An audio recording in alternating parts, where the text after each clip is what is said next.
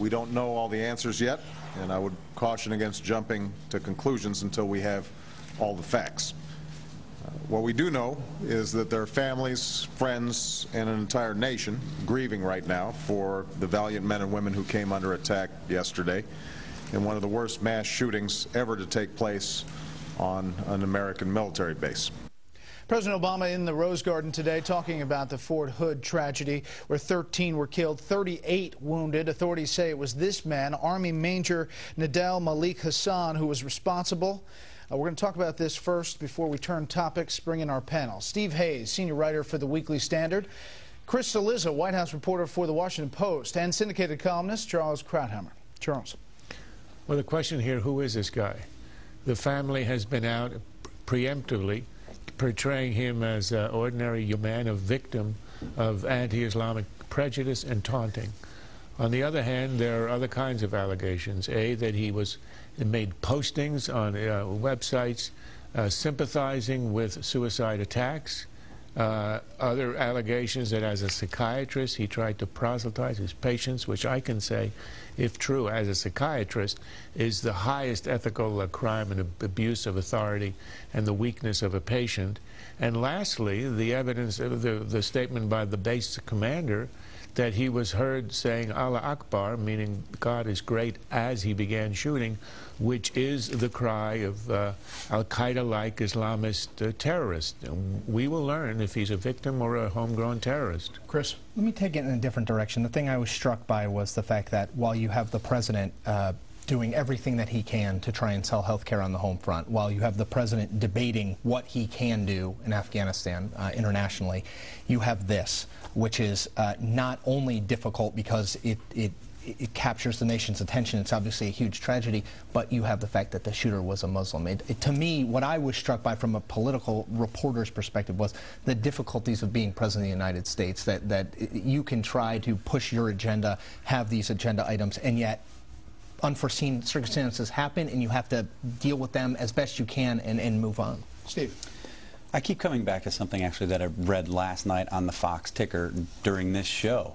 And it was a comment that an FBI spokesman had given someone here at Fox that said that basically ruled out terrorism and said that any link to terrorism, quote, is not being discussed, unquote, at the FBI.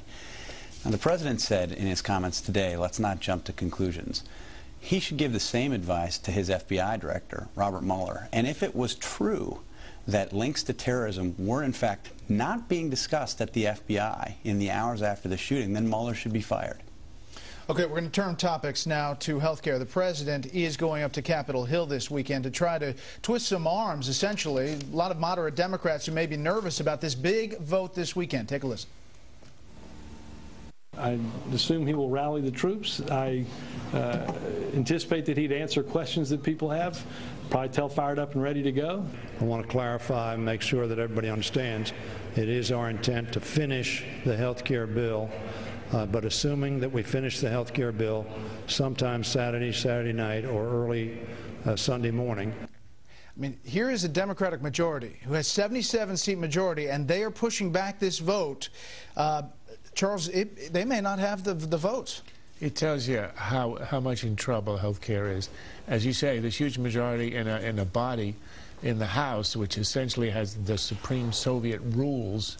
If you're a majority, you get what you want, and they're worried to death. It's because of the weakness of the bill, what a monstrosity it is. Secondly, the election on Tuesday, where independents swung hugely, 30% of margins, against the Democrats, in part because of these huge spending programs.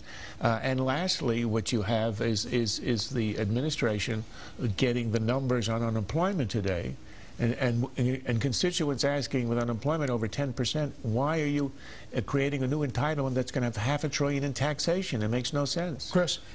First of all, Charles is exactly right. There is no worse place in politics than the minority in the House. You can do absolutely nothing substantive.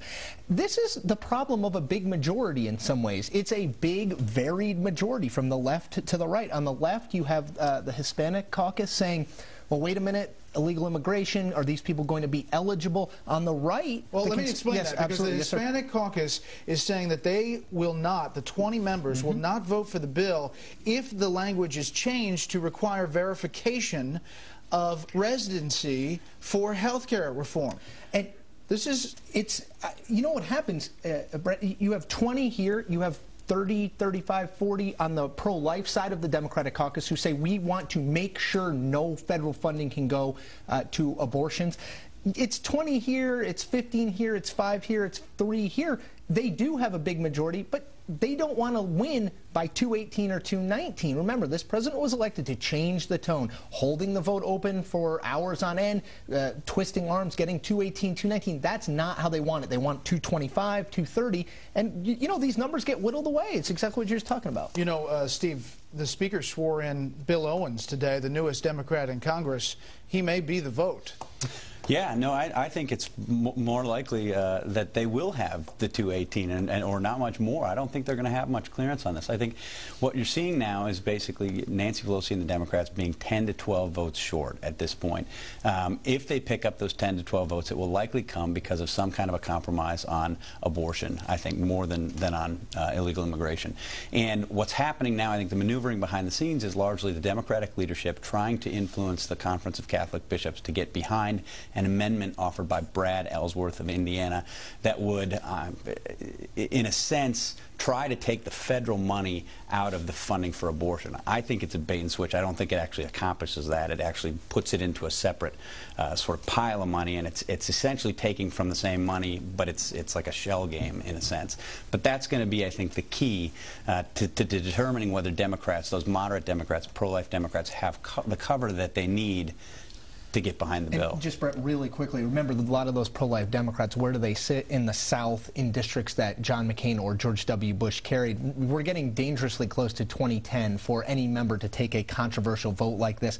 A lot of those members represent districts where this vote could potentially cost them their seat, and they are, as Charles mentioned, after that Tuesday election, they are watching their backs very, very closely now.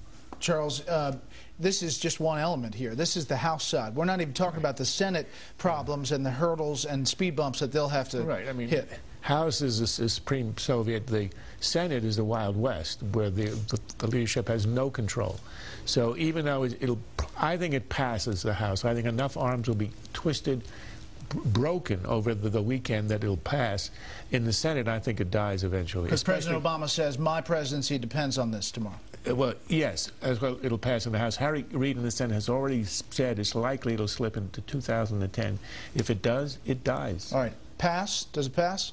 In the House, yes. In the House, yeah. By just a couple?